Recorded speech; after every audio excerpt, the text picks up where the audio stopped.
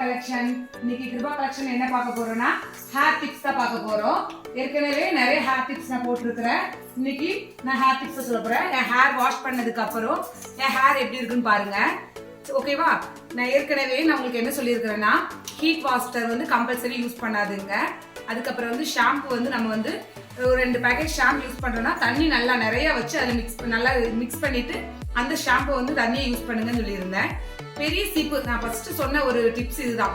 ஹேர்ல வந்து நம்ம சிக்கு எடுக்கிறதுக்கு பெரிய சீப்பு யூஸ் பண்ணுங்க அப்படின்னு சொல்லியிருந்தேன். இன்னைக்கு அதுதான் நம்ம பார்க்க போறோம். என்னன்னா நம்ம குளிச்சதுக்கு அப்புறம் நிறைய பேர் என்ன தப்பு பண்றோம்னா ஈரத்தோடையே தலையில சீப்பை வச்சு அவசரமா நான் எங்கேயா போறோம்னு சொல்லிட்டு ஸ்பீடா தலை சீவிட்டு கிளம்பிடுறோம்.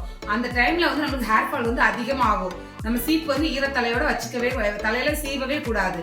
நம்ம என்ன பண்ண நல்லா டவலை வச்சு நல்லா கிளீன் பண்ண நல்லா ஹேரை வந்து நல்லா காய வச்சதுக்கு அப்புறம் தான் இந்த சுச்சுவேஷன். இப்போ எனக்கு வந்து இன்னும் நல்லா ஹேர் வந்து காயல, லைட்டா ஈரமா தான் இருக்குது. உங்களுக்கு தெரியும் என்னோட ஃபுல் ட்ரை ஆகல.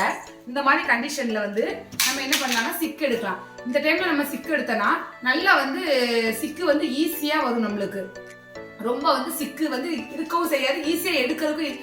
எவ்வளவு சிக்கு இருந்தாலும் ஹேர் ஃபால் கம்மியா ஆகும், சிக்கு ஈஸியா எடுத்துடலாம். அதுக்கு ஈஸியான கரெக்டான டைம் பார்த்தா இந்த டைம் தான். இந்த லைட் ஈரம் இருக்கணும், ஃபுல்லா ட்ரை ஆகக்கூடாது.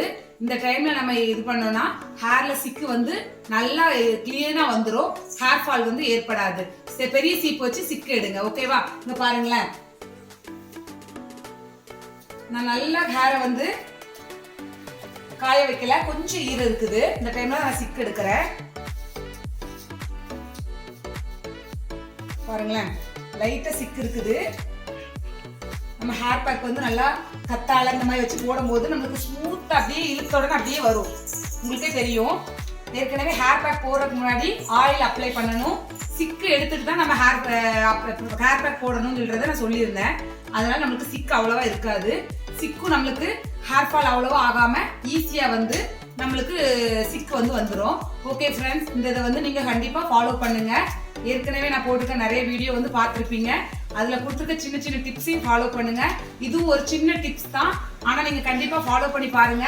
ஏற்கனவே நீங்க ஈரத்தோட நீங்க வச்சிருந்து சீவும் போது ஹேர் வந்து ரொம்ப லாஸ் ஆயிருக்கும். இனி நீங்க இந்த மாதிரி மெத்தட்ல பண்ணி பாருங்க, சிக்கும் ஈஸியா வந்துடும், ஹேர் வந்து ஃபால் ஏற்படாது. ஓகே ஃப்ரெண்ட்ஸ், தேங்க்யூ, பாய்.